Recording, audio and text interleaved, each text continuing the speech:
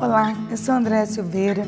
Estamos com um momento hoje único de reflexão juntos sobre uma história muito conhecida da Bíblia e que nós vamos aprender alguns fatores importantes dela, que é sobre a vida de Davi.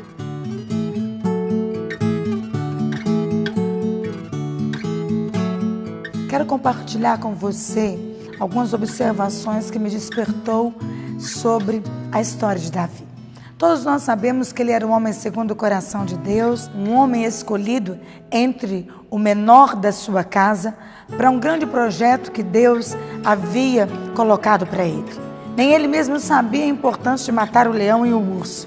Davi, já um homem honrado, cheio de prestígio, ele se depara com uma mulher chamada Betseba. E a história todos nós sabemos que ele teve um adultério com ela e deste ato veio um filho. A história nos diz que o profeta chegou perto dele, colocou ele para pensar sobre a ação e ele confessou ao Senhor o seu pecado. Bom, até aí tudo bem. O texto diz que ele voltou para casa e ficou alguns dias de oração e de jejum, sem comer, sem vestes reais, esperando pelo milagre no seu filho. Todos pensavam que ele não ia suportar tal situação. Com o passar de 7 dias, o seu filho morre. A primeira pergunta dos seus servos era: o que vai ser do rei? Davi pergunta aos seus servos: por que vocês estão cochichando? O menino morreu? E eles respondem: sim, o menino morreu. Imediatamente Davi se levanta, manda trazer roupas, perfumes, se banha e come, entra no templo, se unge e adora a Deus. E todos aqueles que estavam esperando a morte dele junto com o do menino ficam em estado de choque. Como assim? O que o rei está fazendo? Em vez de enaltecer a reação de Davi, eles questionavam Davi.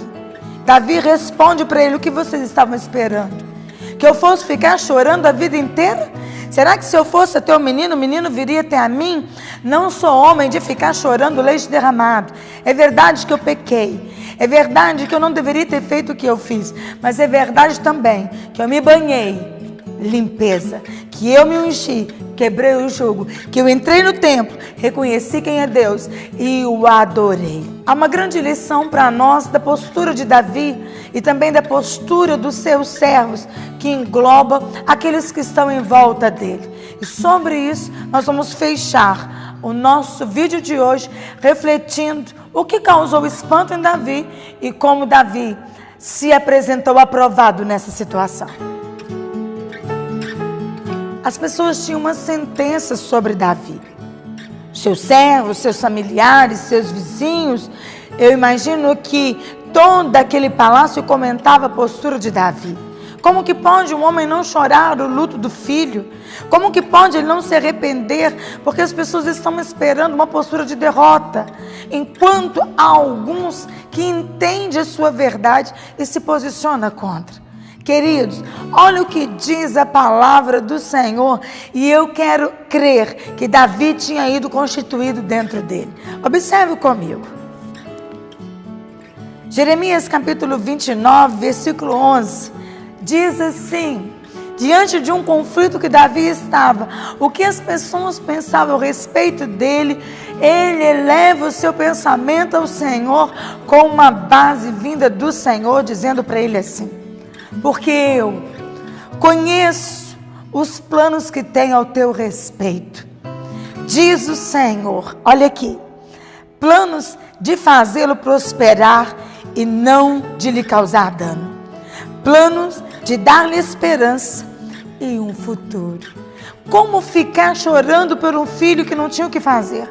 Como ficar chorando por uma empresa que fechou? Como ficar chorando por um casamento que se foi? Como ficar chorando pelo prejuízo que aconteceu?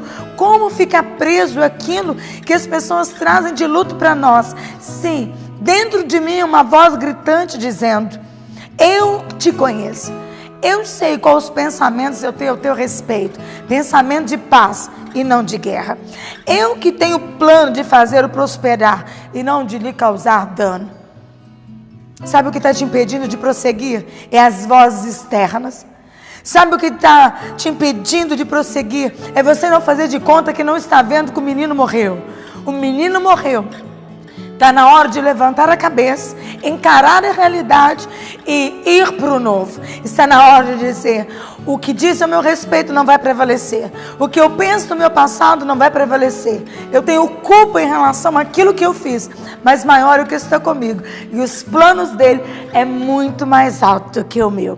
Eu sei que o plano dele é de dar esperança para o meu futuro, diz o Senhor. Não se deixe barrar pela opinião do outro, mas reage, porque você conhece a sua intimidade com o Senhor. É com um pensamento renovador que eu quero convidar você a curtir a minha página no Facebook, no YouTube, no Instagram e estar conosco todas as terças-feiras neste mesmo horário, porque dele, por ele e para ele são todas as coisas.